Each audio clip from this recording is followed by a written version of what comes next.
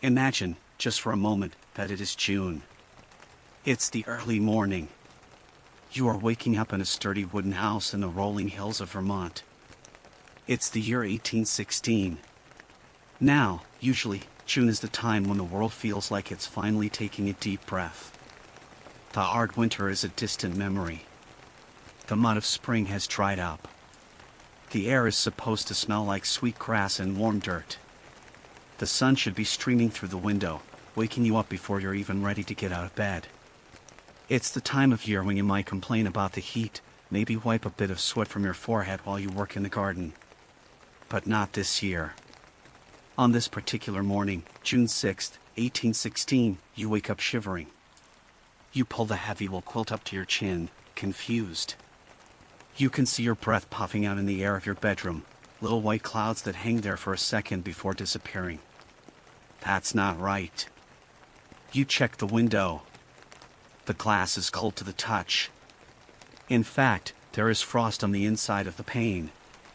You get up, your bare feet hitting the freezing wooden floorboards, and you walk to the door. You open it, expecting to see the green fields of summer. You're expecting to see your corn stalks reaching up toward the sun. Instead, you see white. Snow. Heavy, wet, confused snow. It's covering the green grass. It's weighing down the branches of the apple trees that have already bloomed. The flowers are frozen inside blocks of ice, like little museum exhibits. The corn you planted weeks ago, which was just starting to look promising, is black and withered, poking out of the snow like burnt fingers. It's June. And it's snowing. This wasn't just a freak cold snap. This wasn't just a weird Tuesday where the weatherman got it wrong. This was the beginning of a nightmare that would stretch on for months. But the cold was only the first thing you would have noticed. The second thing, and honestly, the thing that would probably keep you up at night, was the silence. Think about a summer morning. It's loud, right? The crickets are doing their thing, the bees are buzzing, the birds are having their morning arguments in the trees. Nature is busy. But in the summer of 1816, the birds went silent. In many parts of North America and Europe, the songbirds simply stopped singing. It was too cold for insects to fly, so the birds had nothing to eat. They huddled together in barns and on porches, puffed up and freezing, or they simply dropped dead from the trees. So, you have the snow. You have the silence. And then, you have the sky. If you looked up during that strange summer, you wouldn't see the bright, friendly yellow sun you were used to. The sky seemed to have a ceiling. It wasn't exactly cloudy, but it wasn't clear either. It was covered in this strange, permanent haze. They called it the dry fog. It didn't wash away with the rain. The wind didn't blow it away. It just sat there, high up in the atmosphere, wrapping the earth in a dirty gray blanket. And the sun itself? It looked sick. People wrote in their diaries that the sun didn't look like a ball of fire anymore. It looked like a copper coin. Just a flat, dull, reddish disk pasted onto the gray sky. You could stare right at it without hurting your eyes. It gave off light, sure, but it was a weak, watery light. It didn't cast any sharp shadows. It was like living inside a dream or an old, dusty painting. And because the telescope had recently become a bit more popular, some people grabbed their spyglasses to get a better look at this dim, dying sun. And what they saw terrified them. They saw spots. Giant black blemishes on the face of the sun. Sunspots. Now, today, we know that sunspots are just magnetic storms on the surface of the sun. They're normal. They happen in cycles. But the farmers in 1816 didn't know that. To them, it looked like the sun was rotting. It looked like the source of all life on Earth was bruised and failing. Imagine the psychological toll of that. Today, if it snows in June, we check our phones. We go on Twitter or X or whatever, we see a meteorologist explaining a polar vortex, we make a meme about it, and we move on. We have the comfort of knowing. But back then, information moved at the speed of a horse. If you lived in a small village in Vermont, or a farm in France, or a hamlet in Germany, you had no idea that the whole world was suffering. You thought it was just you. You thought, what did we do? Did we anger God? Is this the end of times? Is the sun burning out like a candle that's reached the end of its wick? There was a palpable sense of dread that settled over the world. It wasn't just about being cold, it was about being abandoned by nature. The seasons, which had been reliable for thousands of years, winter, spring, summer, fall, had broken. The cycle had stopped. In the taverns and the churches, the mood was grim. People stopped looking forward to the future because they weren't sure there was going to be one.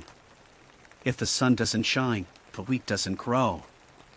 If the wheat doesn't grow, there is no bread. And if there is no bread, well, we'll get to that part of the story later. They gave this year many names.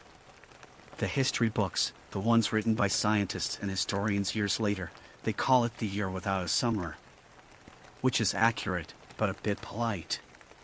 It sounds like a title for a romance novel where someone doesn't get to go to the beach. The people who lived through it had much better, much darker names for it. Some simply called it the poverty year. In Germany, they carved terrifying warnings into the walls of their houses. But my favorite name, the one that really captures the dark, dry humor of a terrified population, comes from the Americans. They took the year 1816 and they twisted it. They called it 1800 and froze to death. But here is the real mystery. Here is the question that nobody in Vermont, or London, or Beijing could answer. Why? Why did the wind turn bitter? Why did the sun turn red? Why did the summer simply refuse to show up? They blamed everything. They blamed the sunspots. They blamed the fact that Benjamin Franklin had installed lightning rods on buildings, thinking maybe he had drained the electricity from the air and ruined the weather. Some people even blamed the movement of massive icebergs in the Atlantic Ocean. But the answer wasn't in the sky. And it wasn't in the ocean. And it certainly wasn't Benjamin Franklin's fault. The answer lay buried deep beneath the earth, on the other side of the world. While the farmers in Vermont were shivering in their wool coats, staring at their frozen corn, the cause of their misery was a sleeping giant that had woken up with a scream. To understand the darkness of 1816, we have to travel back in time 1 year, and travel 10,000 miles across the ocean. We have to go to a lush, green tropical island that was about to disappear off the face of the map. We have to go to the Mountain of Fire. Okay, let's hit pause on the shivering farmers in Vermont for a second. We need to go back in time. To understand why the world broke in 1816, we have to rewind the clock about 14 months. And we need to travel about 10,000 miles to the other side of the planet. Welcome to the island of Sumbawa. Located in what we now call Indonesia, back then it was known as the Dutch East Indies. And in April 1815, this place was paradise. We are talking about white sand beaches, crystal clear water, dense emerald jungles, and a thriving local culture. It was the kind of place you pay a lot of money to have as a screensaver. Dominating this island was a mountain. Mount Tambora. Now, Tambora wasn't just some hill. It was a beast. It stood 14,000 feet tall. It was the highest peak in the region. It was so tall that sailors used it as a landmark to navigate the archipelago. It had been asleep for centuries, just sitting there, looking majestic, minding its own business. The locals even had villages climbing up its slopes, farming the rich volcanic soil. They thought the mountain was a friendly giant. They didn't know it was actually a ticking time bomb with the timer stuck on 0. See, geology is slow until it suddenly isn't. On April 5, 1815, the giant cleared its throat. There was a rumble. A small explosion. Smoke started chucking out of the top. Now, here is a little bit of historical comedy for you. When this first explosion happened, it was loud. Like, really loud. but it was also confusing. Hundreds of miles away, on the island of Java, the British were in charge. The British were briefly running things there during the Napoleonic Wars. The lieutenant governor was a guy named Sir Stamford Raffles, the same guy who would later found Singapore. Raffles is sitting in his office in Java, about 800 miles away from the volcano. Suddenly, he hears this deep, booming thud-thud-thud rolling across the ocean. Now, keep in mind, there is no internet. No Twitter. No breaking news. When a British colonial officer in 1815 hears booming noises, he doesn't think geology. He thinks war. Raffles assumes a ship is under attack. He thinks pirates are sacking a nearby port. He literally deploys troops and sends ships out to hunt for an enemy fleet that didn't exist. Nobody realized the enemy was a mountain.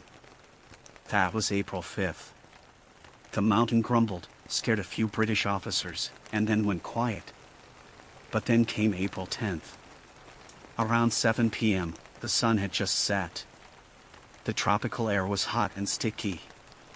And then, the entire top of the mountain simply ceased to exist.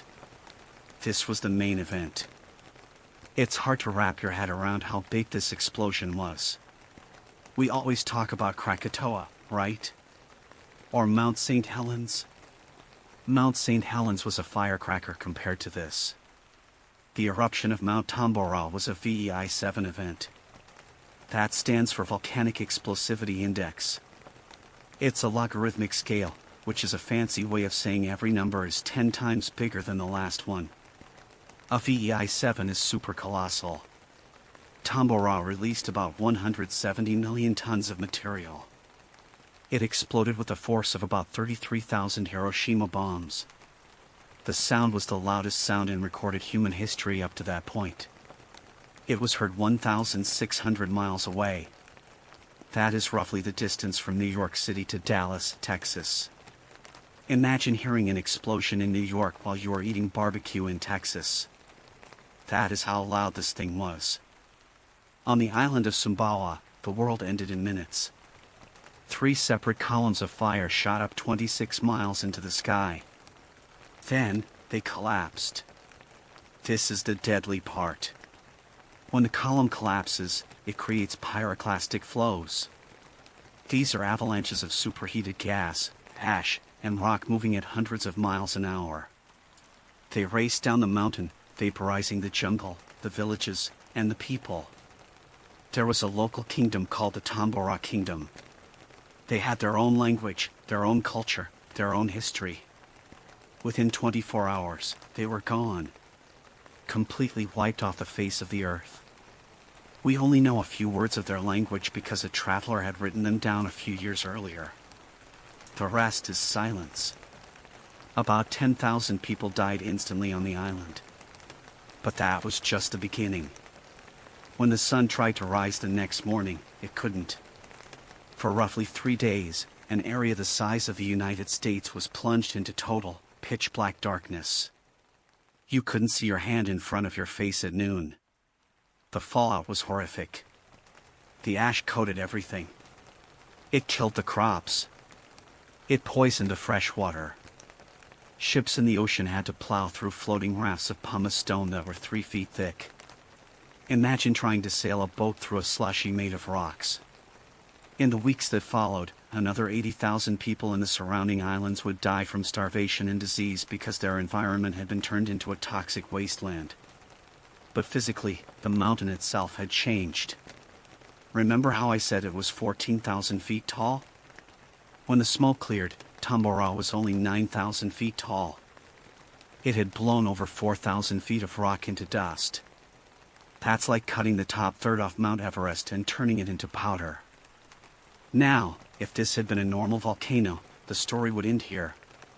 It would be a terrible local tragedy, a footnote in Indonesian history. But Tambora was an overachiever.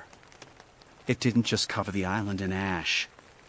It shot that ash so high, with so much force, that it punched a hole right through the weather systems and injected millions of tons of sulfur directly into the stratosphere. The stratosphere is the layer of air way up high, where weather doesn't really happen. It's above the rain. It's above the wind that cleans things up. Once you put something up there, it stays there. So, while the people of Sumbawa were dealing with the horror on the ground, the ghost of the mountain was beginning a journey. It started to spread out. It caught the high-altitude winds. It began to wrap itself around the equator like a belt, and then, slowly, it started drifting north. The people in Europe and America didn't hear the explosion. They didn't feel the ground shake. They were busy fighting wars and farming corn. They had no idea that a massive cloud of sulfuric acid was drifting toward them, ready to steal their summer. The sleeping giant had woken up, and now, the whole world was going to pay the price. So, the mountain has blown its top. The noise has stopped. The people on the ground in Indonesia are dealing with the immediate nightmare of ash and fire. But the real story, the one that is going to change the history of the world, isn't happening on the ground anymore.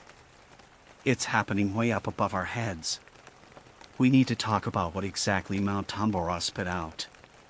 Sure, it threw out rocks and dust. That stuff is heavy.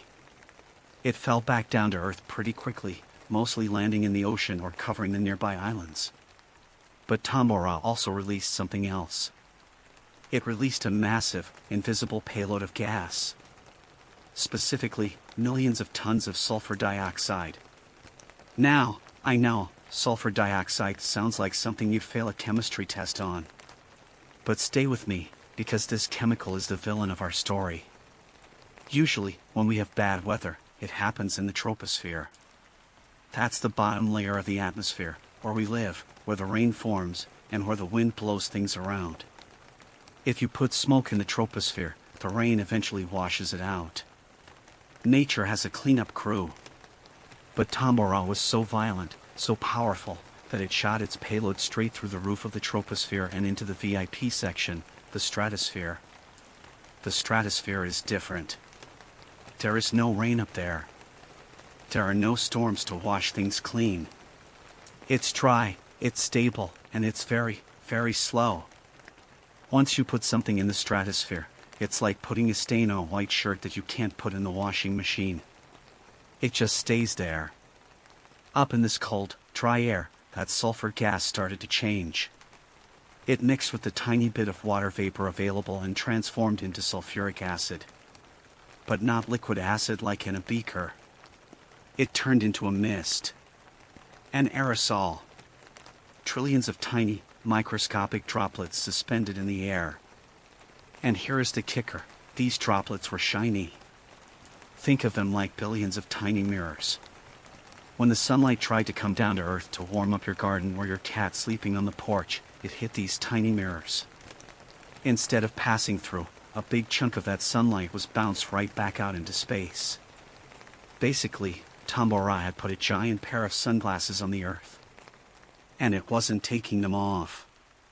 For the first few months after the eruption, nobody in Europe or America noticed anything. The cloud was stuck near the equator, riding the winds that circle the middle of the planet, Shutterstock. But slowly, inevitably, the winds shifted. The veil, as scientists like to call it, began to spread north and south. It drifted over India. It drifted over China. By late 1815, it was creeping over Europe and North America. It arrived silently. There was no thunder. There was no warning. Just a strangeness in the air. People started to notice something called the Great Dry Fog. Now, we know what fog feels like. It's wet, it's clammy, it makes your hair frizzy. This was different. This fog didn't make anything wet. It was just a haze. A permanent filter over the lens of the world. It sat there, day and night. At night, the stars looked blurry, like you were looking at them through dirty glasses. The moon wasn't crisp and bright, it was fuzzy. During the day, the sun lost its power. You know that feeling when a cloud passes over the sun and the temperature drops instantly? Imagine that, but the cloud never moves. The sun was there, but it had no heat. It was like a light bulb that was dimming before it burns out. But before the freezing cold started, before the starvation and the riots, the stratospheric veil did something else. It did something deceptive. It created beauty. In the autumn of 1815, people in London and Hamburg walked out of their houses in the evening and stopped dead in their tracks. The sunsets were unbelievable. Because of all that volcanic ash and sulfuric acid floating high up in the sky, the light from the setting sun was being scattered in wild ways. The blue light was stripped out, leaving only the deepest reds and oranges. People wrote letters about it. They said the sky looked like it was on fire. The horizon would glow with this intense, bruised purple color long after the sun had gone down. Twilight would last for hours. It was spectacular. It was romantic. Artists grabbed their paints and rushed outside to capture it. In fact, if you go to a museum and look at paintings from this era, you'll notice the skies are often depicted with these crazy, vibrant yellow and orange hues. That wasn't just an artistic choice, that was them painting the pollution. It's ironic, isn't it? The people of Europe stood on their bridges and their balconies, staring up at these blood-red skies, thinking, wow, isn't nature beautiful? They were admiring the very thing that was about to kill them. They didn't know that those beautiful colors were a warning sign. The red sky wasn't a gift, it was a prison bar. It was the visual proof that the atmosphere had changed, that the heat was being bounced away, and that the warmth they depended on for their survival was being stolen. They were looking at the ceiling of a tomb, and they thought it was pretty. So, as 1815 turned into 1816, the trap was set. The cloud was in place. The mirror was reflecting the sun's heat back into space. The earth was slowly, steadily losing its temperature. The oceans were cooling down. The land was holding its breath. The beauty of the red sunsets faded and was replaced by the gray monotony of the dry fog. And then, spring came. Or at least, the calendar said spring came. The farmers in America got their plows ready. The soldiers in Europe went home to plant their fields. They expected the familiar warmth of April and May. But the atmosphere had other plans. The veil was tight. The heat was gone. And in New England, a young man woke up, looked out his window, and saw the first sign that something was terribly, terribly wrong. Winter wasn't over. In fact, it was just getting started. Alright, so we've seen the volcano explode in Indonesia, and we've seen the giant cloud of doom wrap itself around the planet. Now, let's bring it down to the ground. Let's talk about what it actually felt like to try and live through this. And to do that, we are going to New England.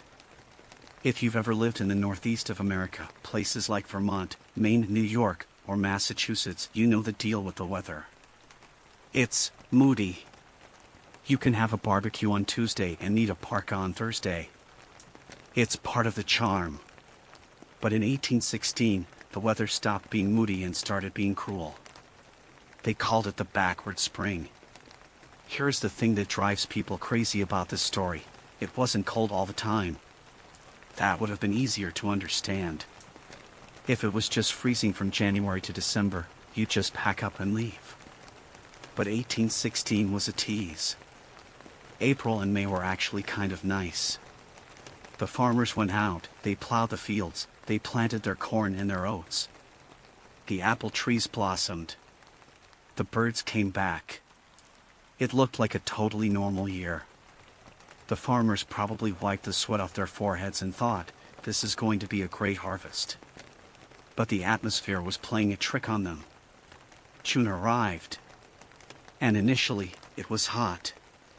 Like, properly hot. In the first few days of June, people were wearing their lightest linen clothes. They were complaining about the heat. And then came June 6th. This is the date that is burned into the history books of New England. A massive cold front, driven by that messed up jet stream we talked about, swept down from Canada. But it wasn't just a cool breeze. It was a hammer. Within hours, the temperature crashed. We are talking about going from summer heat, maybe 80 or 90 degrees, down to freezing, almost instantly. Imagine you go to bed on a warm summer night. You leave the window open to catch a breeze. You might kick off the blankets because you're too hot. And then, you wake up at 3 a.m. and you can see your breath. Your water pitcher on the nightstand has a layer of ice on it. On June 6th, snow started falling in upstate New York. It fell in Maine. It fell in Vermont. And it wasn't a dusting. In some places, it snowed 10 inches. 10 inches. In June. People walked outside and saw their corn stalks, which were green and tall just yesterday, now standing stiff and black against the white snow. The frost had frozen the water inside the plants, basically exploding their cells. The crops were dead. But the plants weren't the only victims. This sudden freeze led to one of the saddest parts of this entire story. See, farming runs on a schedule. And in early June, the schedule says, shear the sheep. Farmers across New England had just sheared their flocks. They had taken off those heavy, warm wool coats that the sheep need to survive the winter.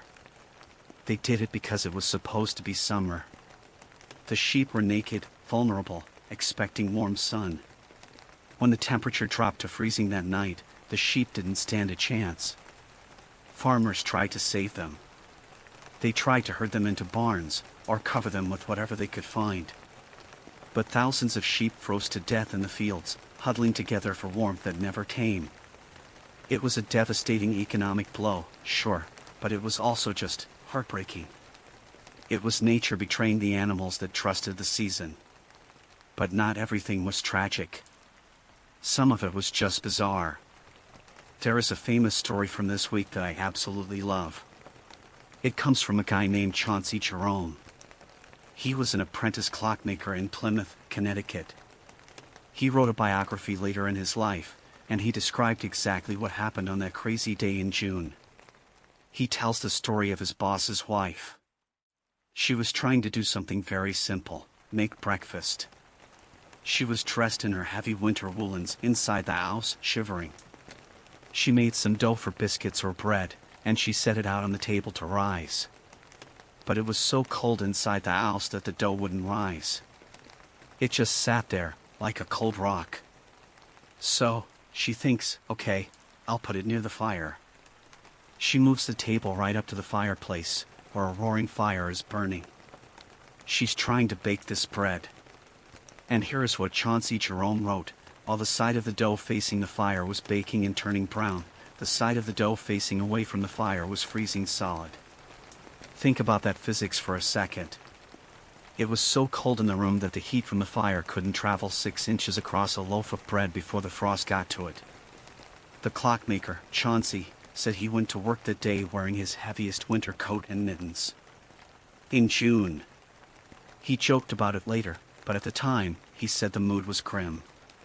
He saw birds dropping dead out of the sky because they couldn't find insects to eat.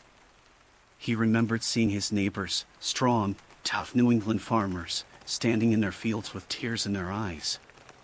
They weren't crying because of the cold. They were crying because they knew what the black corn meant. The snow eventually melted, of course. The sun came back out, weak and watery. And being farmers, they didn't give up. They went out, pulled up the dead corn, and replanted.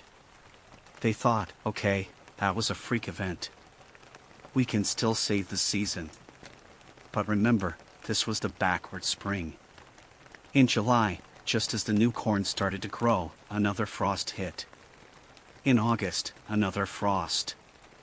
Every time the earth tried to heal, the atmosphere slapped it back down. The year without a summer wasn't one long winter. It was a series of agonizing false hopes. And while the Americans were dealing with frostbite and frozen bread across the Atlantic Ocean, things were even worse. Because while America was freezing, Europe was drowning. So, we've seen what happened in America. It was the year of the freezer. But if you were living in Europe in 1816, you weren't dealing with snow in June. You were dealing with something wet, heavy, and absolutely relentless. If America was the freezer, Europe was the washing machine set to spin cycle that simply wouldn't turn off. To really understand how miserable this was, you have to understand the mood in Europe before the weather went bad. For the last 20 years, Europe had been a slaughterhouse. The Napoleonic Wars had just ended. Napoleon had been defeated at Waterloo in June 1815, exactly 1 year before this nightmare weather began. The continent was exhausted.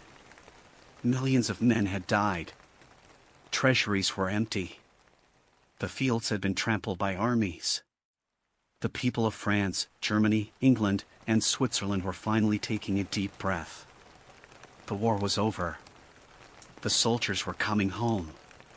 They were looking forward to a boring, peaceful summer where they could just grow some potatoes and rebuild their lives. But nature has a really twisted sense of timing. Just as the soldiers put down their muskets, the sky opened up. Because of the way the volcanic ash messed with the jet stream, it pushed all the storm systems that usually stay over the ocean right into the heart of Europe. It created a conveyor belt of low-pressure systems. It rained. And then it rained some more. And then, just for a change of pace, it hailed. And then it rained again. In some parts of Ireland, it rained for 142 out of 153 days during the summer. Just think about that. Imagine going 5 months and only seeing the dry ground for 11 days. The rivers couldn't handle it. The Rhine, the Seine, the Pot, the great arteries of Europe started to have heart attacks. In Switzerland, the water rushed down from the Alps with such violence that it washed away entire villages. In France, the Seine rose up and flooded Paris. Now, we think of Paris as the city of lights. In 1816, it was the city of mud. Imagine living in a house with a dirt floor or a stone basement in 1816. The dampness was everywhere. You couldn't dry your clothes because the air was 100% humidity all the time. Your bed sheets felt wet when you climbed into them. Firewood was too soaked to burn. Mold started growing on the walls, on the furniture, and on the bread. It was a cold, gray, soggy misery. And, of course, the plants were dying. But they were dying differently than the corn in America. In America, the crops were freeze-dried. In Europe, they were drowning. Let's talk about France. The French take their wine seriously. It's not just a drink, it's the economy, it's the culture. But grapevines need sun. They need heat to make the sugar in the grapes. In 1816, the grapes just sat there on the vines, green and hard, soaking up the cold rain. They rotted before they could ripen. The wine harvest that year was a total disaster. The few barrels they did manage to produce were described as sour and undrinkable. It was a year without wine. For the French, that's basically the apocalypse right there. But in Ireland, the situation was much more dangerous. The Irish population relied heavily on the potato. It was the superfood of the poor. But potatoes hate soggy soil. If the ground is too wet, the potatoes just turn to mush underground. The crop failed. Now, history buffs know about the Great Famine of the 1840s. That was caused by a blight, a disease. But the famine of 1816 was caused by pure weather. The potatoes rotted in the mud. The wheat in England grew tall, but the stalks were so weak from lack of sun that they collapsed under the rain, and the grain sprouted while it was still on the plant. The food was rotting in the fields before it could even be harvested. And this brings us back to the psychological terror of it all. Remember, they didn't know about the volcano. They didn't know about stratospheric aerosols. So, when the rain didn't stop for months, people started to think of one specific story, Noah's Ark. They thought God was sending a second great flood. Panic started to set in. The churches were packed. In France and Italy, there were massive public processions. Priests would bring out the relics of saints' bones, pieces of the cross, ancient statues, and parade them through the pouring rain, begging the sky to clear. There's this tragic image of thousands of people, soaking wet, shivering, walking through the mud, chanting prayers, while the rain just keeps hammering down on them. There was a rumor spreading that the world was going to end on July 18, 1816. A relentless panic took hold. People stopped working. Why fix your roof if the world is ending on Tuesday? There is a specific report from a town in Germany where the gloom was so bad that people had to light candles at noon just to see their workbenches. Imagine that. Waking up, and it's dark. Noon comes, and it's gray. Dinner time comes, and it's pitch black. And the sound of the rain never stops. It taps against the glass, hour after hour, day after day. It drove people mad. And as the summer dragged on, the reality of the situation shifted from uncomfortable to deadly. The granaries were empty from the war. The new harvest was rotting in the mud. The price of bread started to tick up. And then it ticked up again.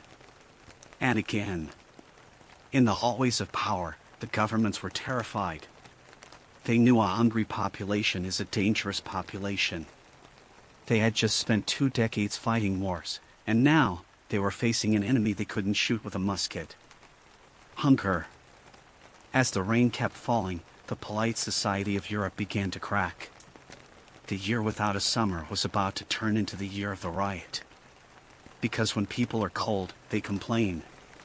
But when people are starving, they burn things down. Okay, so we've established that the weather was terrible. It was raining nonstop in Europe, and it was snowing in New England. But here's the thing about weather. You can usually survive it if you have a roof over your head and a fire in the hearth. You can wait out the rain. You can put on another sweater. The problem in 1816 wasn't just that people were wet and cold. It was that they were running out of fuel. And I don't mean wood for the fire. I mean fuel for their bodies. We have to talk about the economics of starvation. See, in the early 19th century, bread wasn't just a side dish. It wasn't something they brought out in a basket before your pasta arrived. For the working class in Europe, bread was the meal. It was breakfast, lunch, and dinner. It provided the majority of their calories. So, when the wheat rotted in the fields in England, and the grain sprouted in the silo in France, the law of supply and demand kicked in with brutal efficiency. The price of oats and wheat didn't just go up. It went vertical. In 1815, a bushel of wheat might cost you a few shillings. By the winter of 1816, that price had doubled. Then it tripled. Imagine going to the grocery store today to buy a loaf of sandwich bread, and instead of $3, it's $20. And then next week, it's $30. And you don't have a savings account because you're a peasant in 1816. This is where the sadness turns into rage. In East Anglia, which is the farming heartland of England, the people reached their breaking point. These were the guys who grew the food, but now they couldn't afford to eat it. They watched the rich landowners hoarding grain, waiting for the prices to go even higher so they could make a bigger profit. So, in May of 1816, the villages of Ely and Littleport exploded. This wasn't a polite protest. This wasn't a petition. This was a riot. The rioters marched through the towns, smashing windows, breaking into shops, and demanding lower prices. And they carried a flag. It was a simple banner with a slogan that is honestly one of the most metal things I've ever heard in history. It said, "Bread or blood." That was the choice they were giving the government. Give us bread, or there will be blood.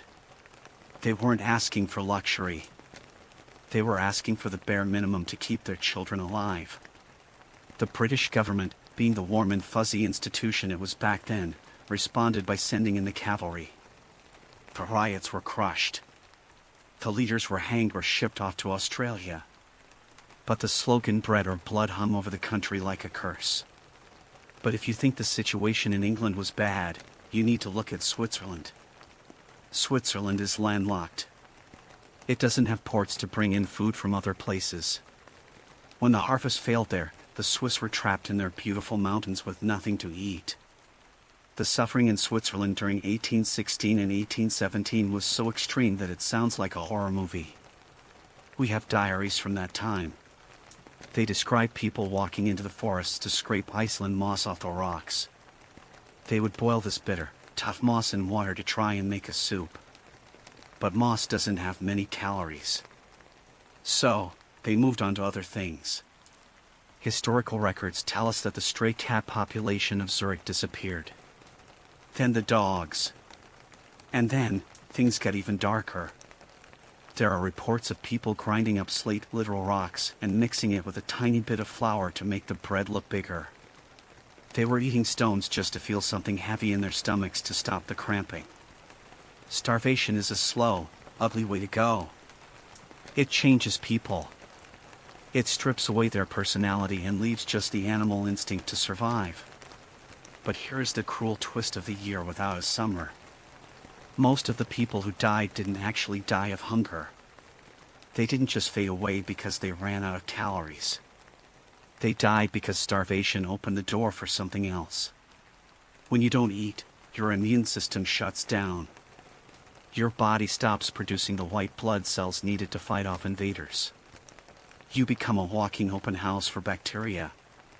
And in 1816, a specific bacteria accepted the invitation. Typhus. They called it famine fever. Typhus is a nasty disease.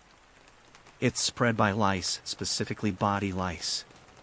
And in a cold, winter where people are huddled together for warmth, not washing their clothes because it's too damp to dry them, and sleeping in crowded shelters, lice are having a party. The lice carry the bacteria Rickettsia prowazekii. When the louse bites you, it leaves the bacteria behind. And because you're starving, your body can't fight it. The symptoms are awful. High fever, terrible headaches, a rash that covers your whole body, and delirium. People would be found wandering the streets, hallucinating, not knowing who they were, before collapsing. It swept through Ireland like a wildfire. It moved into Scotland. It devastated the slums of London. Hospitals were so full that they were putting 3 or 4 patients in a single bed. The bread or blood riots had turned into silent, feverish death wards. It was a cascading failure of society. The volcano caused the cloud. The cloud caused the cold. The cold killed the crops. The lack of crops caused the famine. The famine caused the immune collapse. And the immune collapse allowed the typhus to kill tens of thousands. It's estimated that in Europe alone, the death toll from the famine and the fever was around 200,000 people. That is double the number of people who died at the Battle of Waterloo. The volcano was a more efficient killer than Napoleon ever was. Now, usually, when we tell the story of 1816, we stop here. We talk about the snow in Vermont and the rain in London, and we call it a day. But the atmosphere doesn't care about borders. The stratospheric veil didn't stop at the edge of Europe. While the Swiss were eating moss and the British were rioting, something equally terrifying was happening in the east. The dragon was waking up. And in the humid heat of India, the disrupted weather was about to cook up a monster that is still haunting us today. We are leaving the West. We are going to the Empire of China and the British Raj. When we talk about the year without a summer, we almost always focus on the guys in top hats in London, or the farmers in New England. It's easy to get tunnel vision and think this was just a Western problem. But the atmosphere doesn't care about culture, language, or borders. The stratospheric veil covered everyone. And while the Europeans were writing angry letters to the newspaper, the people in Asia were facing a catastrophe that was, in many ways, even more terrifying because it was so silent. Let's talk about Yunnan. Yunnan is a province in southwest China. It's usually lush, green, and beautiful. It's known as the kingdom of plants. But it's also high up. It's a plateau. And because of that altitude, it was incredibly vulnerable when the global temperature dropped. In 1816, the Great Cold arrived. We have records from Chinese scholars and poets of the time, and their descriptions are haunting. They didn't talk about a backward spring. They talked about a wind so cold it felt like knives. The rice crop, the absolute foundation of life in China, was destroyed. The cold wind blew in during the growing season and killed the plants where they stood. The famine that followed was brutal. In the West, people were rioting. In Yunnan, the society was too exhausted to riot. They were just trying to survive the hunger. There is a famous, heartbreaking poem from this era written by a local scholar. He describes walking through the villages and seeing families so desperate that they were selling their children in the marketplace for a handful of grain. He wrote about seeing yellow faces and emaciated bodies lining the roads. He wrote that people were eating guanine soil, a type of white clay, just to fill their stomachs. It's a grim image. But it's important to remember. This wasn't just a bad harvest. This was a total ecological collapse. The dragon of the East was starving just as badly as the lion of the West. But if we go south, across the mountains into India, we find a different kind of horror. And this one is going to have consequences that last for centuries. India runs on a very specific engine, the monsoon. Every year, like clockwork, the land heats up in the summer. That heat sucks in moisture-laden winds from the ocean, bringing the massive rains that water the crops and fill the rivers. It's the heartbeat of the subcontinent. No heat, no rain. Well, remember our friend the stratospheric veil? It was blocking the sun. The land didn't heat up. So, the monsoon didn't show up. In 1816, the rains were late. Horribly late. A terrible drought gripped the Bengal region. The rivers shrank into stagnant, muddy puddles. The people were thirsty, the crops were dying, and the heat, when it did come, was stifling and dry. But then, the weather flipped. When the rains finally did arrive, they didn't come as a life-giving shower. They came as a deluge. The delayed monsoon crashed into the subcontinent with apocalyptic force. Floods washed over the Bengal region.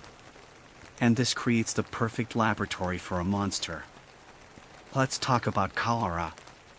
Before 1816, cholera was a nasty, but mostly local, disease restricted to the Ganges Delta. It was like a local bully, bad, but you knew how to avoid him.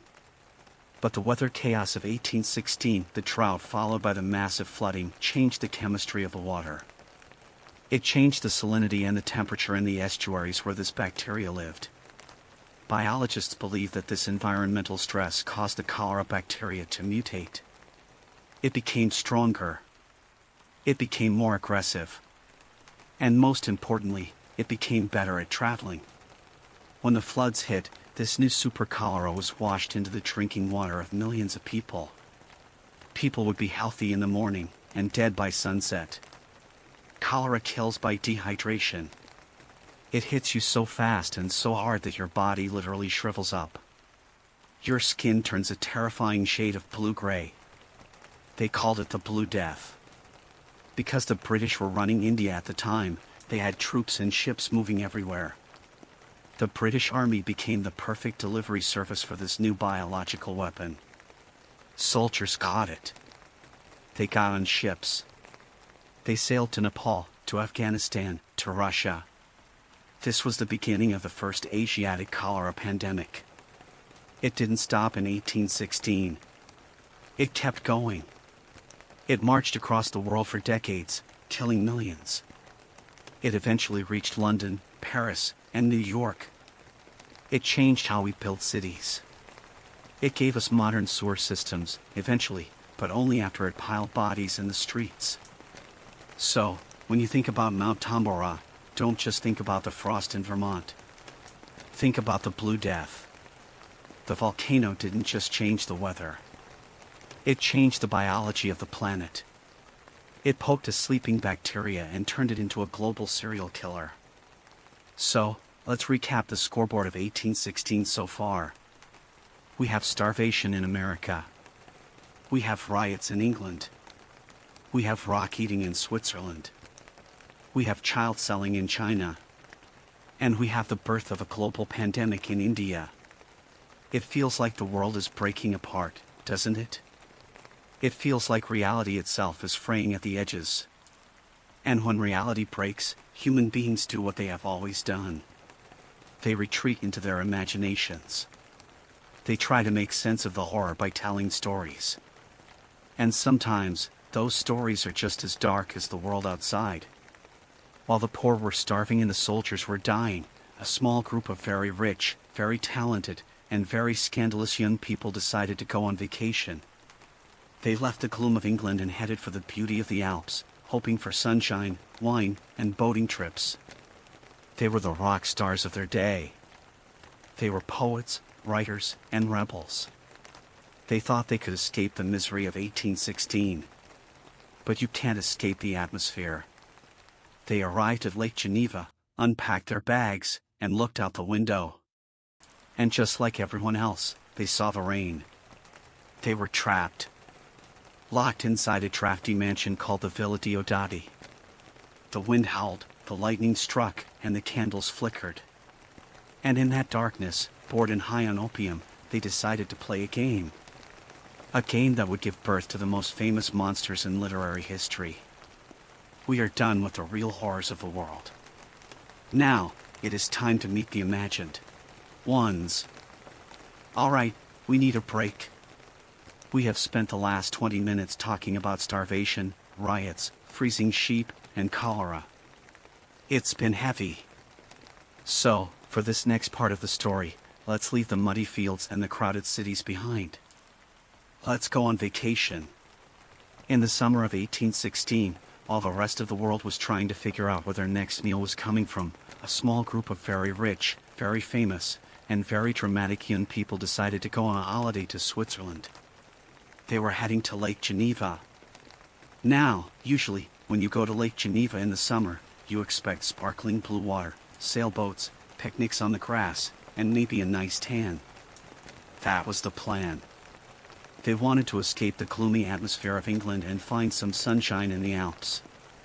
But as we know, the stratospheric veil doesn't do sunshine. This vacation was about to turn into the most famous and most miserable house party in history. Let's meet our cast of characters. First up, we have Lord Byron. If you don't know who Lord Byron was, just imagine the biggest rock star in the world. Combine the fame of Elvis, the bad boy reputation of a rock band drummer, and the poetic talent of, well, a genius. That was Byron. In 1816, Byron was cancelled. That's the best way to put it. He had been the darling of London society, but then his personal life got messy. Really messy. There were rumors of affairs, a disastrous marriage, debts, and scandals that were too shocking even for the open-minded aristocrats. The newspapers were tearing him apart. People would literally leave the room if he walked in. So, Byron did what any rich, disgraced celebrity does. He ran away. He packed up a massive custom-made carriage, which was basically the 19th century version of a tour bus, and fled England, swearing he would never return. He brought with him a personal doctor, a bunch of servants, and a chaotic energy that followed him everywhere. Heading to the same destination was another poet, Percy Bysshe Shelley. Shelley was different from Byron. Byron was the dark, cynical bad boy. Shelley was the radical idealist. He was a vegetarian, an atheist, and a pacifist who believed he could change the world with his words. He was also on the run, but mostly from his debts and his angry father. Traveling with Shelley was his girlfriend, soon-to-be wife, Mary Godwin. Keep your eye on Mary. She is only 18 years old. She is quiet. She is observant. She is the daughter of two famous intellectual radicals, so she has big shoes to fill. In this group of loud, shouting geniuses, she is the one sitting in the corner, listening. And finally, there was Mary's stepsister, Claire Clairmont. Claire is the one who actually organized this whole trip because she was, let's just say, very interested in Lord Byron. So, you have this group, the bad boy, the idealist, the quiet genius, and the stepsister. They all converge on Lake Geneva in May of 1816. Byron rents a place called the Villa Diodati. It's a beautiful, large stone mansion right near the water. The Shelleys rent a smaller house nearby. For the first few days, they probably tried to be tourists. They took a boat out on the lake. They went for walks. They tried to ignore the fact that the sky was a weird, milky white color. But then, the weather turned. The volcano's curse caught up with them. The year without a summer unleashed its full fury on the Alps. The gentle breezes turned into violent gales. The rain started falling in sheets, day after day after day. And the storms were legendary. Because of the geography of the lake, surrounded by mountains, the thunderstorms were trapped. They would bounce back and forth across the valley. Byron and Shelley would stand on the balcony and watch. They described the lightning as being so bright it blinded them, and the thunder as sounding like artillery fire. There was no sailing. There were no picnics. There was no hiking. They were trapped. Imagine being stuck in a house with your friends for weeks on end. No Netflix. No TikTok. No Wi-Fi. Just rain pounding against the windows, 24 hours a day. The mood in the Villa Diodati began to shift. It went from fun summer holiday to something darker. Something more gothic. To pass the time, they lived at night. They would sleep until 2 p.m., wake up, eat a light breakfast, and then stay up until dawn talking. And what do you think a group of depressed, exiled poets talk about while the world is ending outside? They talked about death. They talked about electricity. They talked about whether the human soul was real, or if we're just biological machines. Shelley and Byron would get into massive arguments about philosophy while the lightning flashed outside. Mary would sit and listen, absorbing it all. The atmosphere was thick. It wasn't just the rain, it was the tension. There was sexual tension, artistic rivalry, and the creeping dread that the sun might never come back out. They were drinking a lot of wine. They were taking laudanum, which is opium dissolved in alcohol. They were sleep-deprived and high, trapped in a stone house while nature screamed outside. One particularly stormy night in June, right around the same time the farmers in Vermont were watching their sheep freeze to death, the group found an old book. It was a collection of German ghost stories called Phantasmagoria. They gathered around the fire. The wind was howling down the chimney. The candle flames were dancing. And they started reading the stories aloud to each other. These were stories about family curses, about the dead coming back to life, about spirits haunting the living. It was the perfect entertainment for a dark and stormy night. After they finished reading, the room went quiet. The only sound was the rain lashing against the glass. Lord Byron, who never liked to be outdone by anyone, even a book, looked around the room.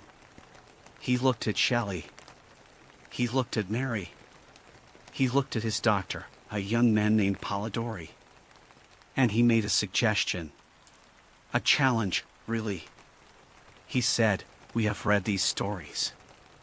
But surely, we can do better." He leaned forward and said the words that would change the course of literature forever. "We will each write a ghost story." It seemed like a simple parlor game. Just a way to kill time while it rained.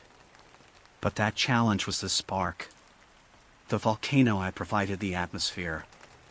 The isolation had provided the tension. And now, Byron had provided the prompt. The monsters were about to wake up.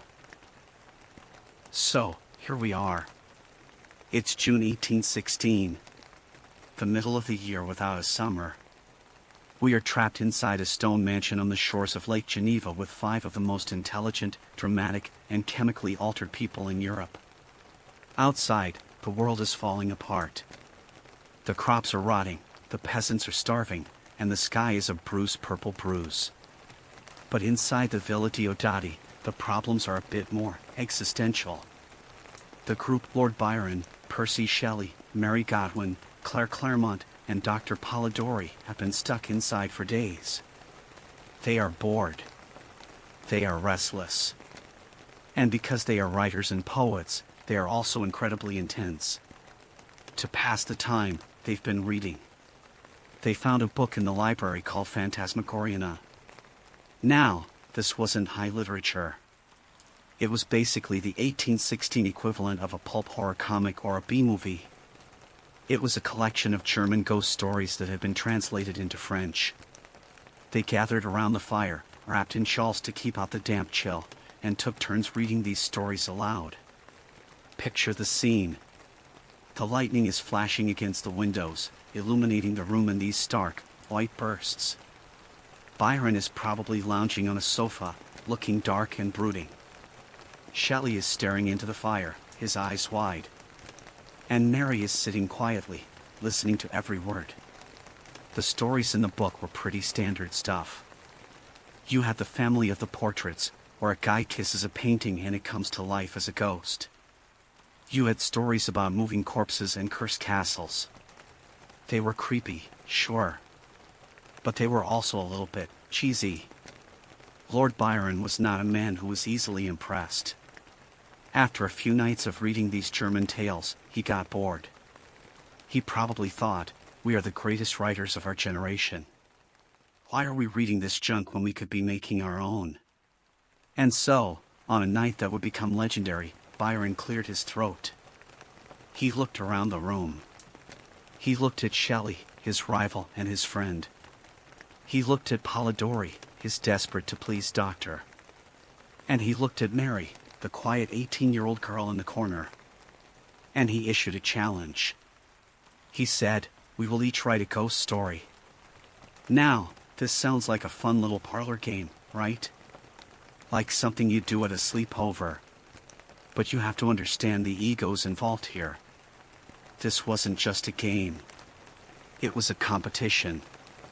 Byron was the most famous writer in the world. Shelley was a genius. They immediately started working. Byron wrote a fragment of a story about a man who dies and comes back. We'll talk more about that later, because it's actually super important for vampire history. Shelley wrote something about his early life, but it was a bit forgettable. Poor Dr. Polidori, he tried. He really tried. He wrote a story about a lady who had a skull for a head because she was punished for peeping through a keyhole. It was weird. But then, there was Mary. Mary Godwin was in a tough spot.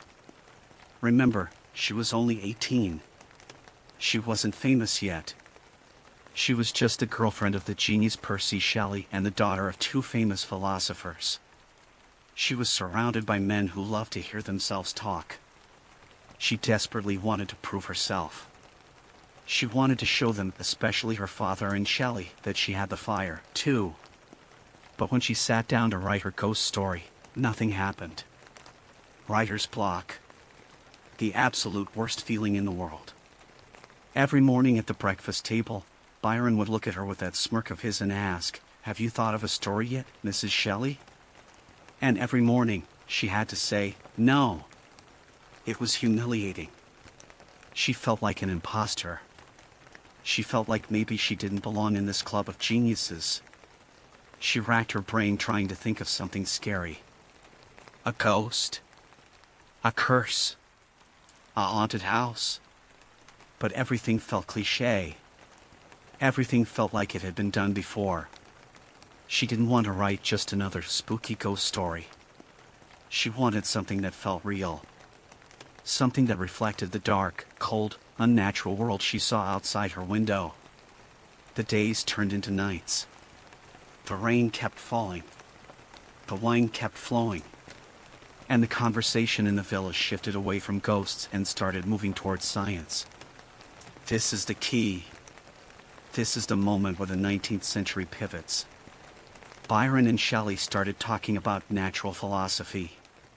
Today, we call it science.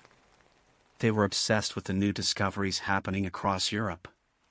They talked about Erasmus Darwin, who had apparently experimented with keeping a piece of pasta, vermicelli, in a glass case until it started to move on its own. Spoiler alert, it was probably just bacteria, but they thought it was life. But mostly, they talked about galvanism. Galvanism was the hot new thing. Luigi Galvani had discovered that if you touched a dead frog's legs with an electric spark, the muscles would twitch. The dead legs would kick as if they were alive. This blew everyone's mind.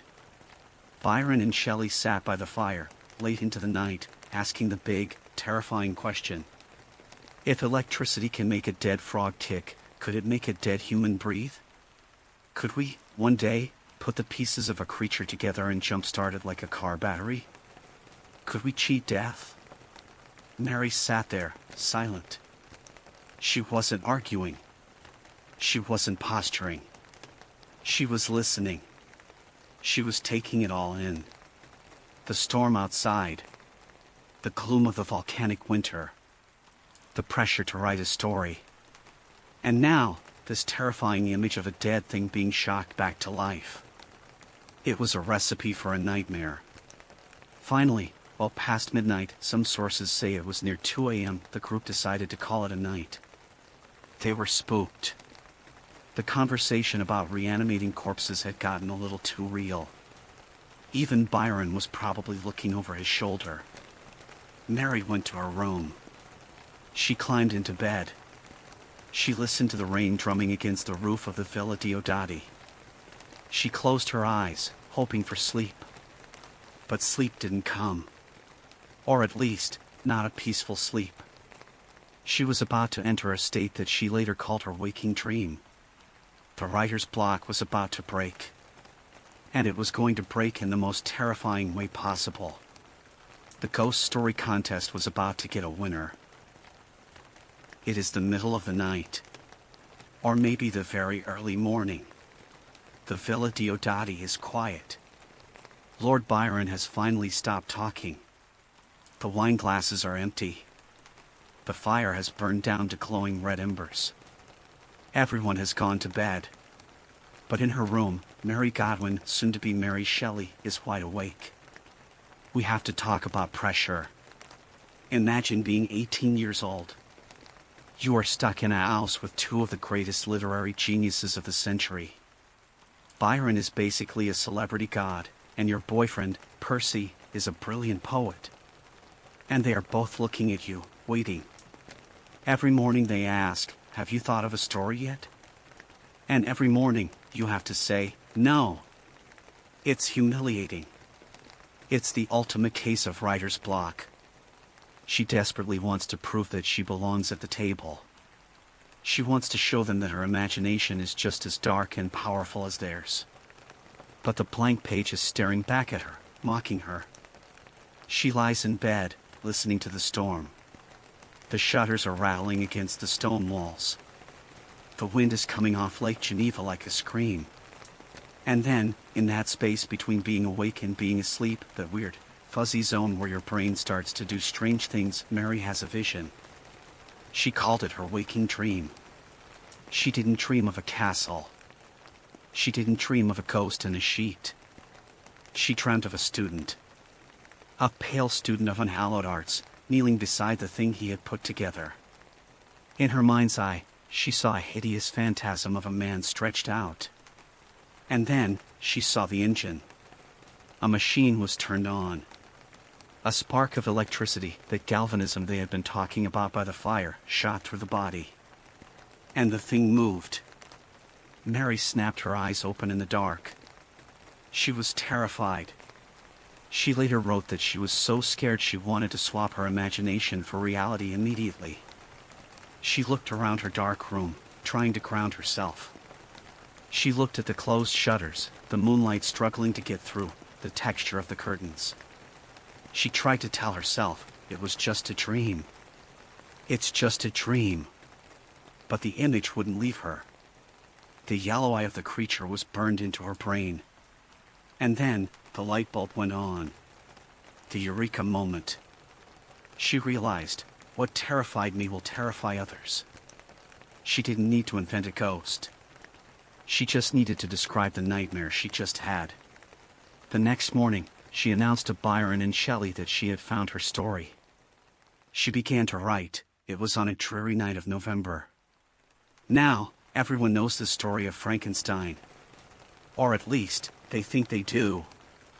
They know the green monster, the lightning, the "it's alive" moment. But if you actually read the book Mary wrote that summer, you realize something strange. Frankenstein isn't really a story about a scary monster. It's a story about the weather. Think about it. The book doesn't start in a laboratory. It starts in the Arctic. It starts on the ice. The entire frame of the story is about a guy stuck on a ship, surrounded by freezing mist and dangerous ice floes. And when the creature is born, it's not a warm, fuzzy moment. It is cold. It is desolate. Scholars who study this stuff have realized that Frankenstein is actually the ultimate year without a summer novel. It is a climate change book. The creature is born into a world that rejects him. He is cold, he is lonely, and he is wandering through a hostile environment. He spends half the book hanging out on glaciers in the Alps. This wasn't an accident. Mary was looking out the window at the ruined summer of 1816 while she wrote. She saw the glaciers of Switzerland advancing because of the cold. She saw the white darkness of the sky. She felt the unnatural chill that had killed the crops and the birds. She poured all of that atmospheric dread into her monster. The creature is basically a walking metaphor for the weather of 1816. He is a force of nature that has been twisted. He wants warmth, he literally begs his creator for love and warmth, but he is left out in the cold. There is a real sadness to the book that mirrors the sadness of the world at that time. The people of 1816 felt abandoned by God. The sun had left them. The harvest had failed. They were starving and freezing, and nobody could tell them why. The creature feels the exact same way. He is abandoned by his creator, Victor Frankenstein. He is left to figure out a cruel world on his own.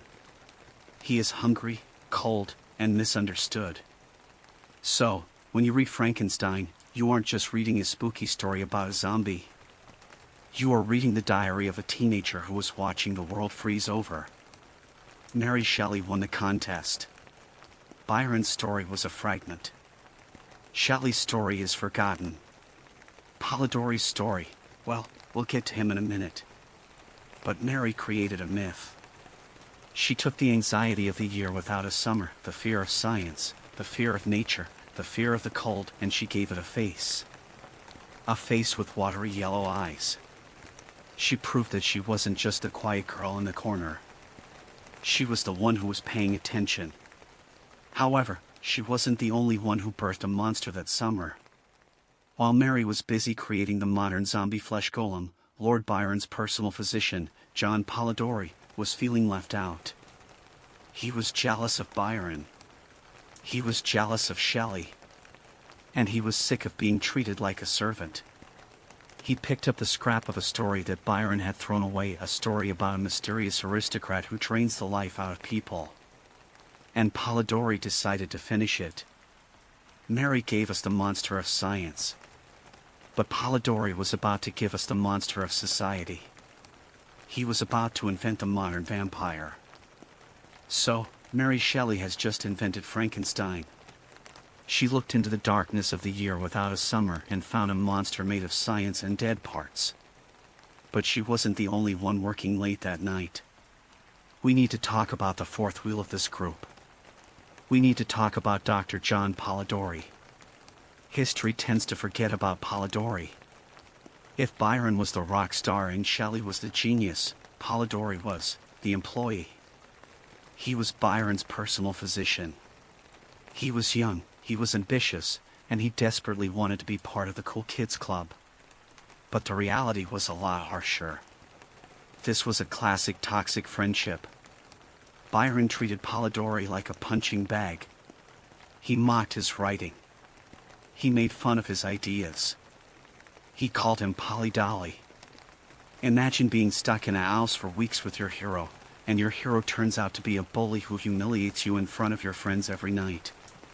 The atmosphere in the Villa Diodati wasn't just charged with electricity, it was charged with resentment. And as we all know, resentment is a great fuel for creativity.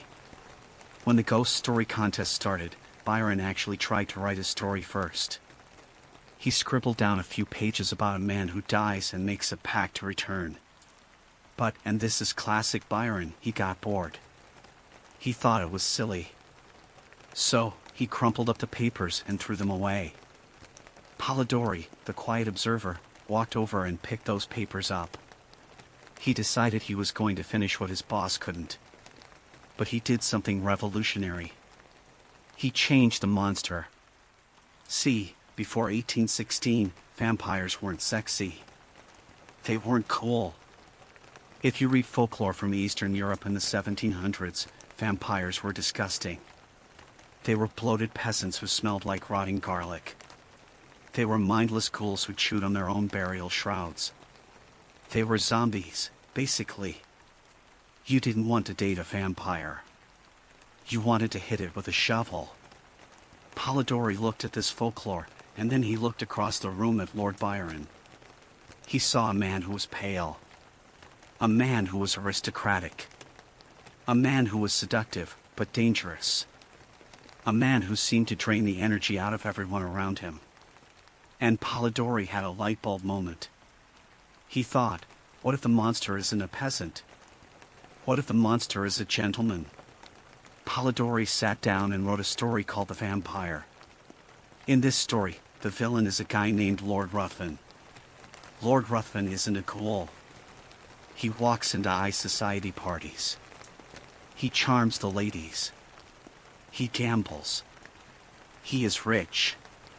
He is sophisticated. But underneath that tuxedo, he is a cold, dead thing that feeds on the innocent. Basically, Polidori wrote a revenge FIC. He took his boss, Lord Byron, turned him into a blood-sucking monster, and put it on paper. This was the birth of the gentleman vampire. Think about every vampire you know today.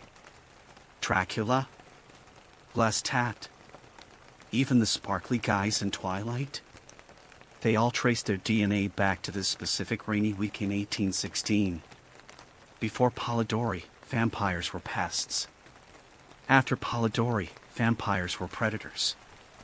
The story itself is actually pretty creepy.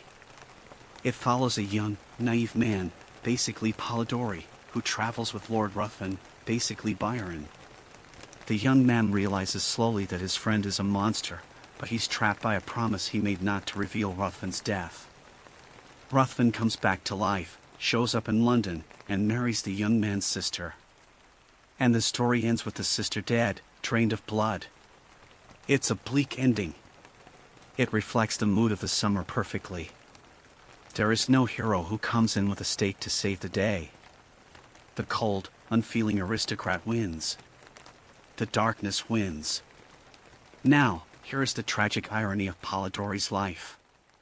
When the story was finally published a few years later, it became a massive hit. It was huge.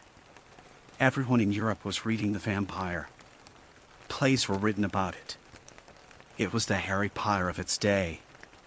But because Polidori was a nobody, the publisher put a different name on the cover to sell more copies. They put by Lord Byron. Can you imagine? You write the first modern vampire story, inspired by how much you hate your boss, and then your boss gets the credit for it? Polidori spent the rest of his short life trying to tell people, no, I wrote that. It's mine. But nobody really cared. He had created a legend, but the legend swallowed him whole. So, let's look at the scoreboard for the Villa Diodati during the year without a summer. Trapped by the volcanic winter, this group of friends gave us 1. Frankenstein, the fear that science will go too far. 2. The vampire, the fear that the rich and powerful will consume us. These two monsters, the creature and the vampire, are still the two biggest archetypes in horror today. And they were born in the same house, during the same storm, because the weather was too bad to go outside and have a picnic. If Mount Tambora hadn't erupted, if the sun had been shining in June 1816, Byron and Shelley would have gone boating. They would have hiked the Alps. They would have had a nice, boring vacation. And we would have no Frankenstein. No Dracula. No horror genre as we know it. The darkness of the atmosphere forced them to look into the darkness of their own minds. Eventually, the summer ended. Or rather, the season that should have been summer ended. The group at the Villa Diodati broke up. Byron went to Italy. The Shelleys went back to England. Polidori went to his tragic fate. But while the poets were busy making up monsters, the rest of the world was still dealing with the real ones: famine, poverty, despair.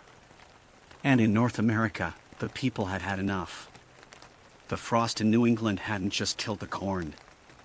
It had killed the spirit of the people. They looked at their frozen fields, they looked at the gray sky, and they made a decision. They said, "We can't live here anymore." The year without a summer was about to trigger one of the biggest migrations in American history. The people were packing their wagons. They were heading west. And among them was a family that would change the religious landscape of America forever. Okay, let's leave the vampires and the poets in Switzerland. They have plenty of wine and a big stone house. They'll be fine. We need to go back to the people who are really suffering. We need to go back to the farmers in Vermont, Maine, and New Hampshire. Remember those guys? The ones who watched their sheep freeze to death in June.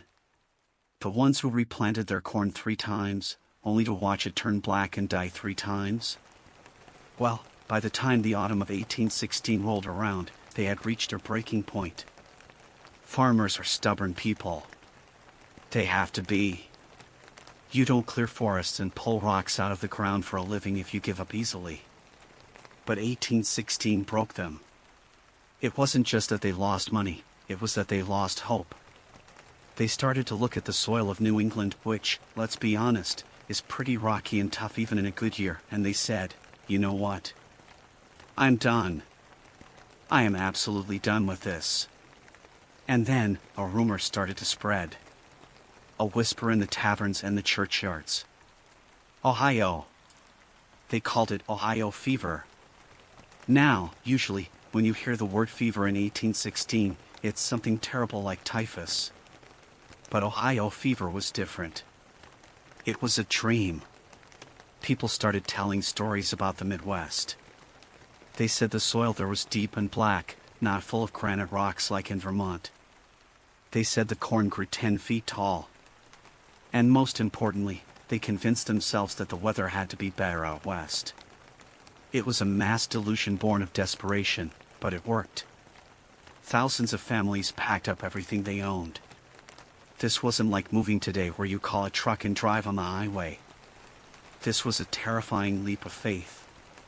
You were leaving the only home your family had ever known.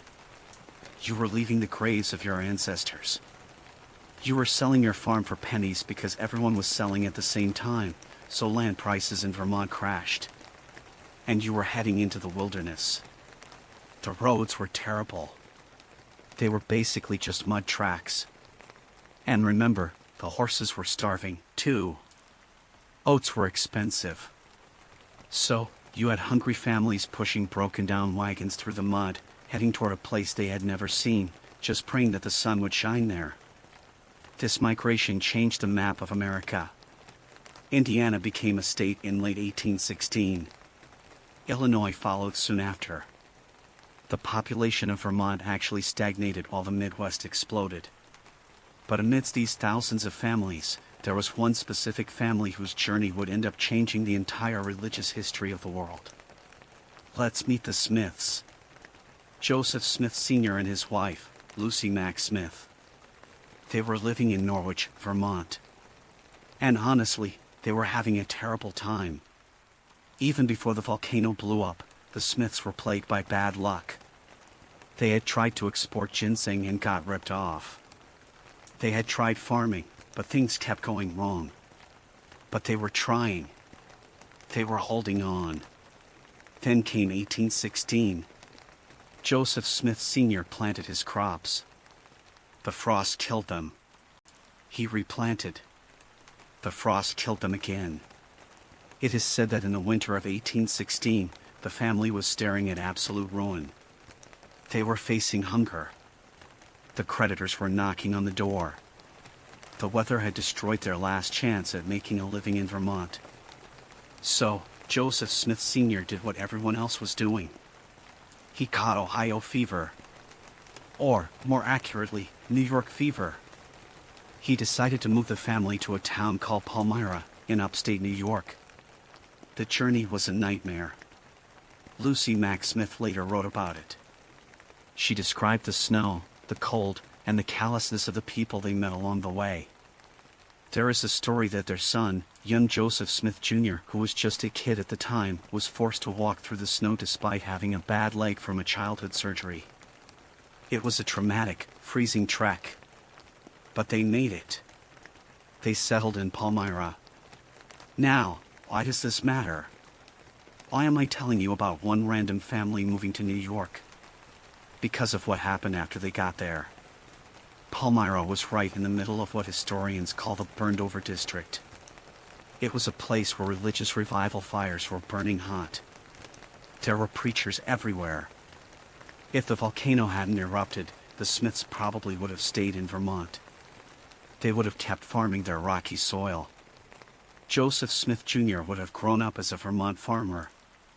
But because of the ash, because of the frost, they were forced to move to this specific town in New York.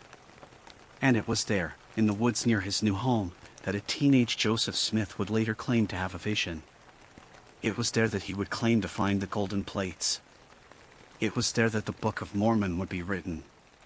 Think about the butterfly effect here. A volcano explodes in Indonesia. It blocks the sun in Vermont. A farmer named Joseph loses his corn. He moves his family to New York to avoid starvation. His son starts a new religion that grows to have millions of followers globally.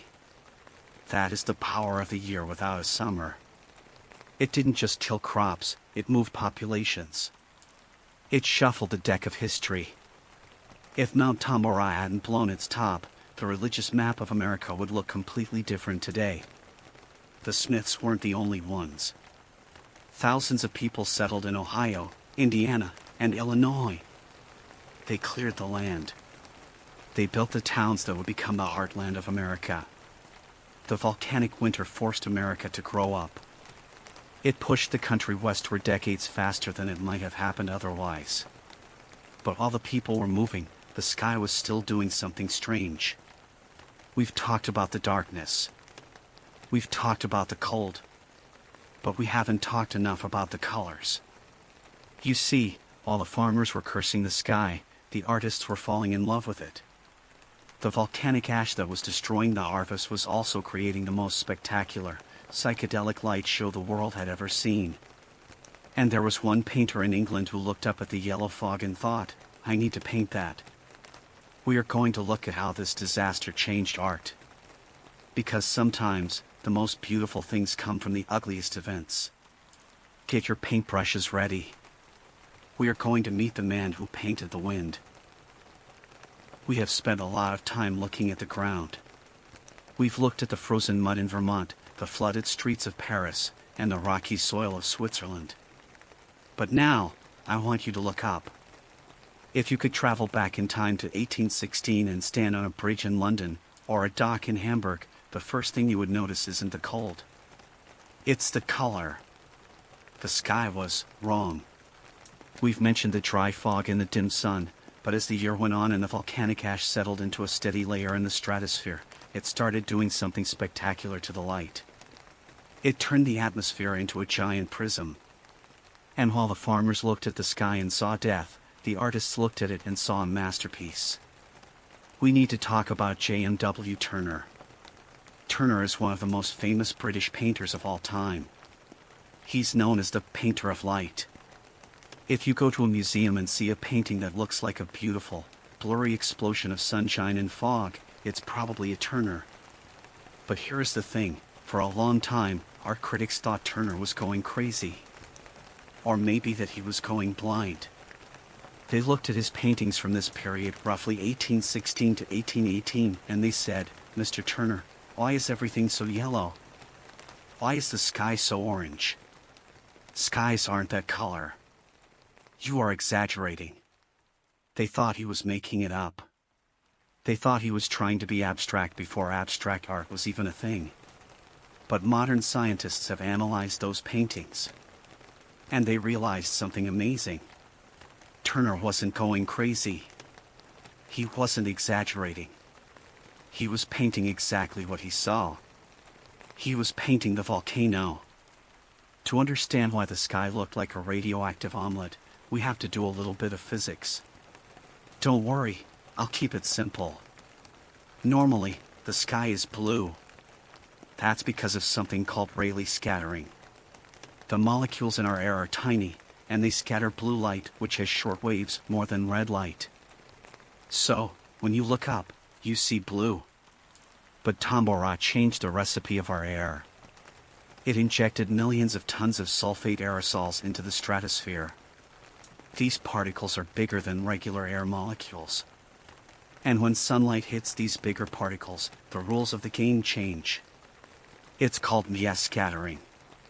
These volcanic particles are the perfect size to scatter the longer wavelengths of light, the reds, the oranges, and the purples. So, when the sun was low on the horizon, its light had to travel through a thick layer of this volcanic dust. The blue light got stripped away completely, and what made it through was this intense, saturated, blood red and sulfur yellow light. It was a global filter. Imagine walking outside and everything looks like you're wearing amber-tinted sunglasses. That was reality in late 1816. The sunsets were the main event. People would stop their carriages to watch them. The horizon would glow with this eerie, bruised purple color for hours after the sun had actually set. It was called the afterglow.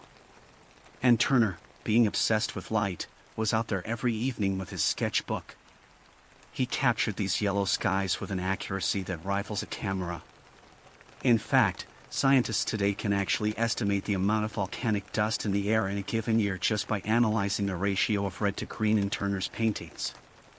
His art is literally a data set. But it wasn't just Turner. In Germany, there was a guy named Caspar David Friedrich. If Turner painted the explosion of light, Friedrich painted the mood of the darkness. His paintings from this time show tiny, lonely figures standing in front of massive, dark, churning skies. They are melancholic. They feel quiet. They capture that sense of smallness that everyone felt. When you look at a Friedrich painting, you feel cold. You feel like nature is big and scary, and you are just a little guy in a frock coat trying not to freeze. That was the emotional reality of the year without a summer. The realization that the planet is huge, and we are just guests here. It's a strange paradox, isn't it? The same ash cloud that starved the peasants in China and froze the corn in New England also gave the wealthy people of London the most beautiful sunsets they had ever seen. Beauty and horror, wrapped up in the same package. And this visual legacy didn't stop in 1816. The ash stayed up there for years, slowly thinning out. Some art historians even think that the famous painting The Scream by Edvard Munch, you know the one, the guy holding his face and screaming, was inspired by a volcanic sunset. Now, Munch painted that much later, in the 1890s, likely after the Krakatoa eruption, but it's the same phenomenon. That blood-red sky that makes you want to scream? That's volcanic ash. That's the earth bleeding into the atmosphere. But you can't eat a sunset. While the artists were having a great time mixing their new shades of orange, the reality on the street level was getting desperate. We need to talk about transportation. In 1816, the world ran on horses. Horses were the cars, the trucks, the tractors, and the buses of the 19th century. If you wanted to move anything, you needed a horse. But horses are big animals. They are like biological engines. And just like a car needs gas, a horse needs oats. A lot of oats. And as we remember from chapter 6, the price of oats had skyrocketed. It was bread or blood, remember? Humans were barely eating. So, you can guess what happened to the horses. They were starving. People couldn't afford to feed them. Thousands of horses were slaughtered for meat or simply died of malnutrition. So, suddenly, Europe had a mobility crisis. How do you get around when your engine just died of starvation? Well, if you are a German inventor named Karl Dreis, you don't just sit around and complain. You start thinking. You look at the starving horse, and you think, I can build something better. something that doesn't eat oats. And in the middle of the hunger and the gloom, he went into his workshop and built a machine that would change the way humans move forever.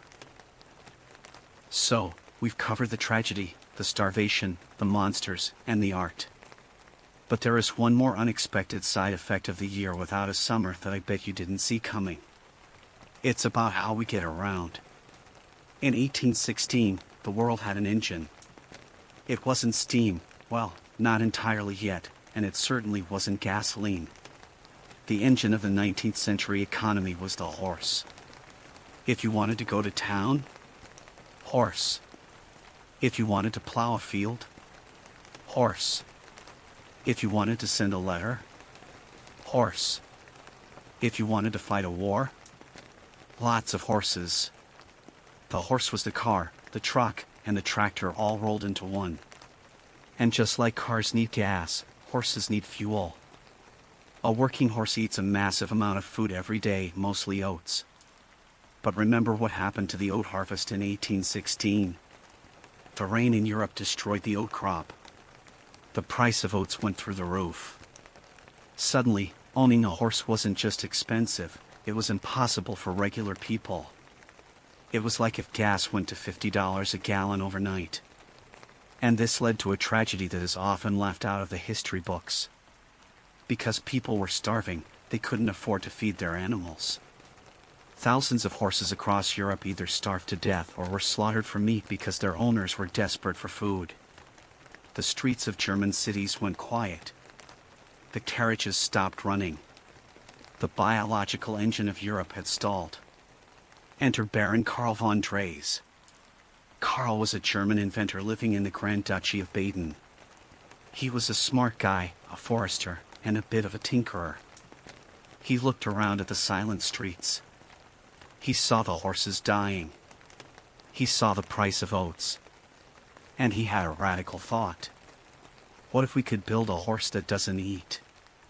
He started working on a machine that could replace the animal. He needed something that used human power because humans were still around, even if they were hungry, but multiplied it. He wanted to make walking faster and more efficient, without the need for 4 legs and a feed bag. In 1817, right as the crisis was peaking, he unveiled his masterpiece. He called it the Lauf machine. In German, that literally means running machine. Later, the French would call it the Draisine or the Velocipede. Now, look at this thing. It looks like a bicycle that gave up halfway through the design process. It has 2 wheels. It has a steering mechanism. It has a seat. But where are the pedals? There aren't any. To ride the Lauf machine, you straddled a wooden beam, sat on the seat, and basically ran. You pushed off the ground with your feet, gliding along. It was essentially a giant, adult-sized balance bike like the ones toddlers use today. It looks ridiculous to us now. Imagine a grown man in a top hat sprinting while sitting down. But here is the crazy part, it worked. It really worked. On a flat road, a rider on a Lauf machine could go almost as fast as a trotting horse. You could glide for long distances with each push. It was incredibly efficient. Karl Drais did a demonstration ride from Mannheim to a local inn. It usually took 4 hours to walk. He did it in 1 hour. Suddenly, you didn't need a horse to visit the next town over. You just needed this weird wooden contraption and a good pair of boots. The invention went viral. It spread to France. It spread to England, where they called it the hobby horse or the dandy horse. For a brief moment in roughly 1818 and 1819, it was the hottest trend in Europe.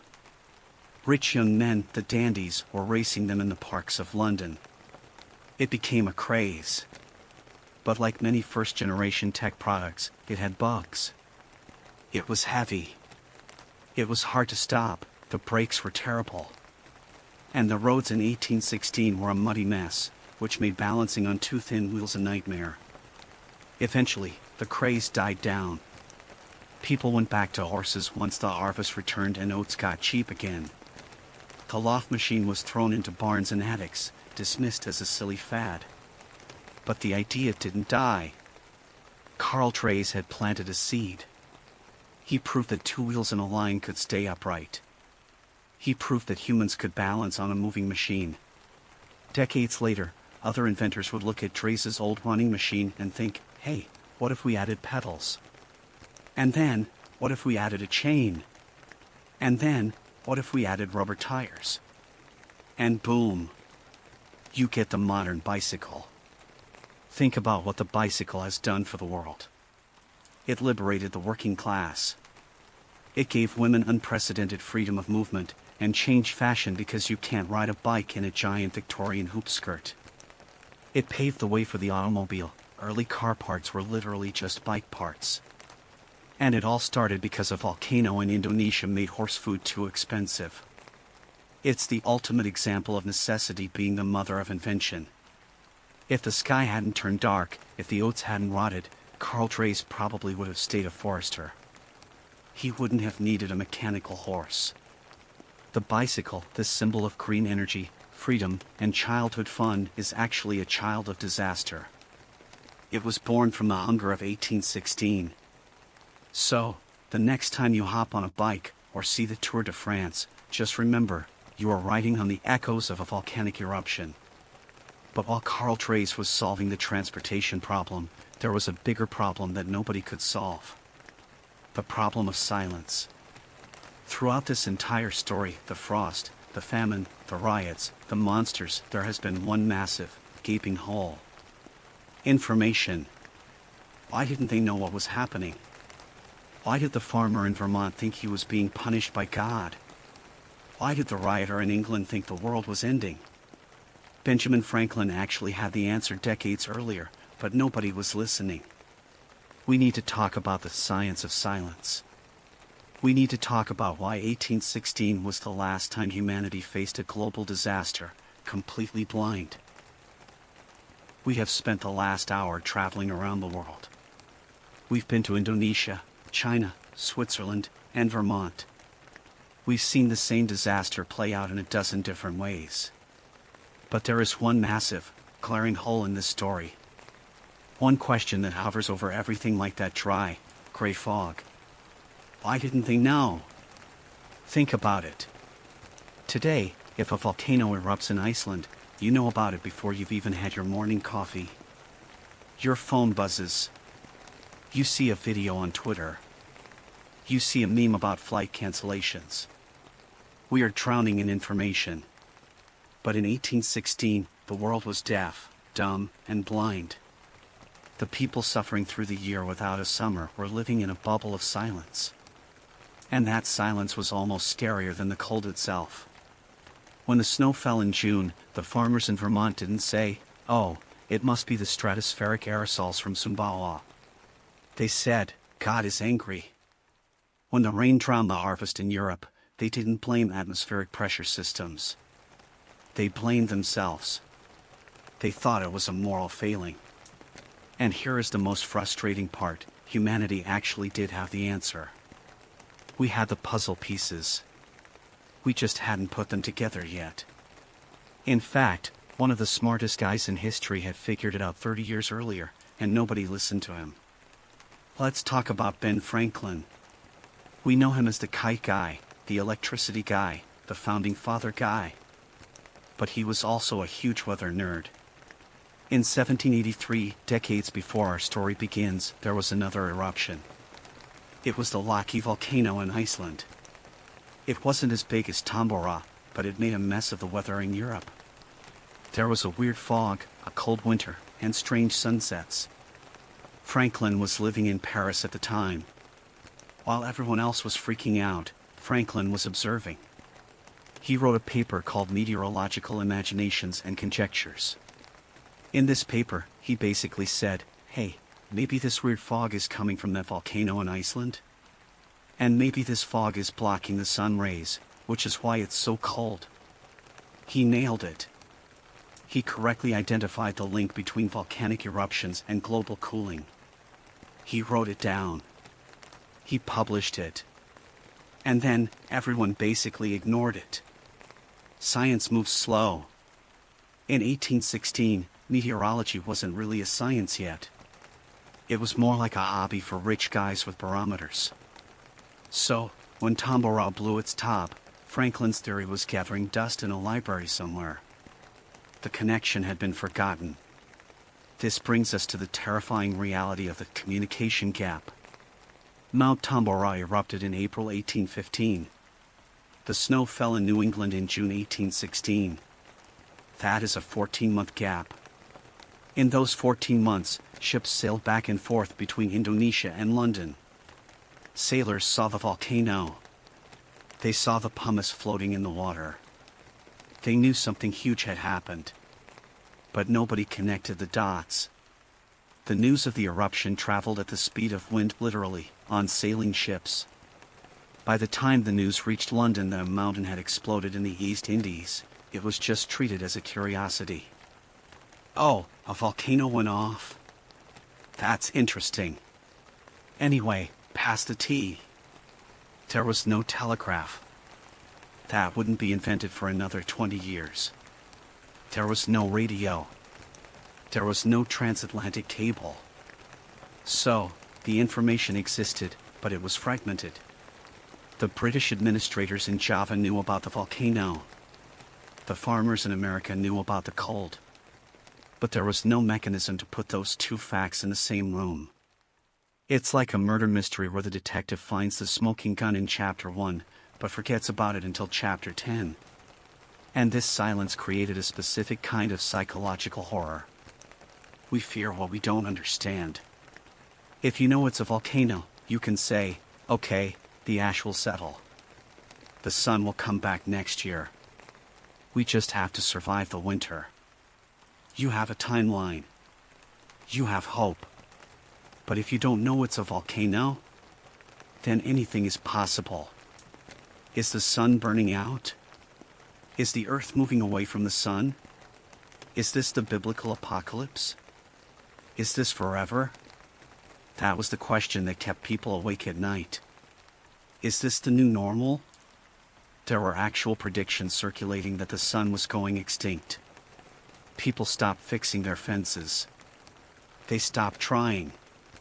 Because if the sun is dying, what's the point of planting potatoes? It wasn't until much later, decades later, that scientists finally put it all together. They looked at the records. They looked at the ice cores, which trap volcanic ash like a time capsule. They looked at the tree rings, which show stunted growth during cold years. And they realized the scale of what happened. They realized that 1816 was the first global climate emergency of the modern era. But for the people living through it, it was just a mystery. It was a year where nature stopped making sense. But here is the good news. The atmosphere is resilient. Gravity works. Eventually, those tiny particles of sulfur dioxide, the ones that had been bouncing the sunbeams back into space, started to clump together. They got heavy. And slowly, silently, they began to fall. They fell as acid rain. They fell as dust. They washed out of the sky and into the oceans and the soil. The veil began to lift. The year without a summer had a time limit. The earth was about to take a deep breath. The sun was about to remember how to shine. And for the people who had survived the hunger, the cold, and the fear, the return of the light was going to feel like a miracle. They say the darkest hour is just before the dawn. And honestly, usually, that's just a cliche people put on inspirational posters. But in the case of the year without a summer, it was literally true. After 18 months of frost, hunger, darkness, and doom, the earth finally did what it does best. It healed itself. The atmosphere is a self-cleaning machine. Gravity, rain, and time are the ultimate janitors. Slowly, those trillions of tiny sulfuric acid droplets that Tambora had spit into the sky began to clump together. They got heavy. And they fell. They fell into the oceans. They fell onto the glaciers. They fell onto the rooftops of the Villa Diodati and the barns of Vermont. And as the veil thinned, the sun broke through. 1817 arrived. The farmers in Pennsylvania and France went out to their fields, probably terrified that history was going to repeat itself. They plowed the mud. They planted the seeds. They looked at the sky with suspicion. But this time, the frost didn't come. The spring was warm. The summer was hot. The rain fell, but only when it was supposed to. By the autumn of 1817, the granaries of Europe and America were full again. The price of oats dropped. The price of bread dropped. The horses could eat. The people could eat. The panic of the end times evaporated almost as quickly as the fog. People stopped praying for the apocalypse and started complaining about normal things again, like taxes and politics. But while the ice melted and the hunger faded, the world didn't just snap back to the way it was before. You don't go through a global trauma like that without getting a few scars. The year without a summer was a ghost that haunted the 19th century. Think about what we've talked about. This one volcanic eruption in Indonesia, a place most people in 1816 couldn't even find on a map, completely rewired the modern world. Because of the hunger, we got the bicycle. Because of the boredom and the darkness, we got Frankenstein and the modern vampire. Because of the frost in New England, thousands of families moved west, reshaping the United States and giving birth to new religions. Because of the strange sunsets, art changed forever, leading us toward Impressionism. And because of the cholera mutation in India, we eventually learned, after a lot of tragedy, how to build better sanitation systems for our cities. The volcano forced humanity to adapt. It kicked us out of our comfort zone and pushed us into a colder, harder, but more inventive future. And scientifically, 1816 left us a warning. Today, we can go to Antarctica and drill down into the ice. We can pull up cylinders of frozen history. And if you count back the layers, like rings on a tree, you will find the layer for 1816. It's there. A thin, dark line of sulfur and ash. It is the fingerprint of Mount Tambora, preserved in the ice forever. It reminds us that our planet is alive. It's volatile. We like to think we are in control with our air conditioning and our satellites and our grocery stores, but the atmosphere is still the boss. A shift of a few degrees, a change in the wind, a mountain clearing its throat, and everything changes.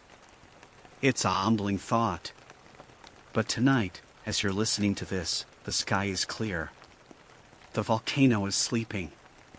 The stratosphere is transparent. The sun will rise tomorrow morning, just like it's supposed to. The story of 1816 is a horror story, yes. It's a story about darkness. But it's also a story about resilience. We are the descendants of the people who survived the cold. We are the children of the farmers who replanted the corn, the inventors who built the machines, and the poets who wrote through the nightmare. They survived the year the sun died. And because they did, we are here to talk about it. So, tonight, if you have a warm blanket, pull it a little closer. If you have a full stomach, be grateful for it. And if you wake up tomorrow and see the sun shining through your window, maybe take a second to really look at it. It's not just a ball of gas. It's a gift. It has been a long journey through the cold and the dark, but we made it through. The summer returned. The light came back. And for now, the monsters are back in their books, and the ashes buried in the ice. Sleep well.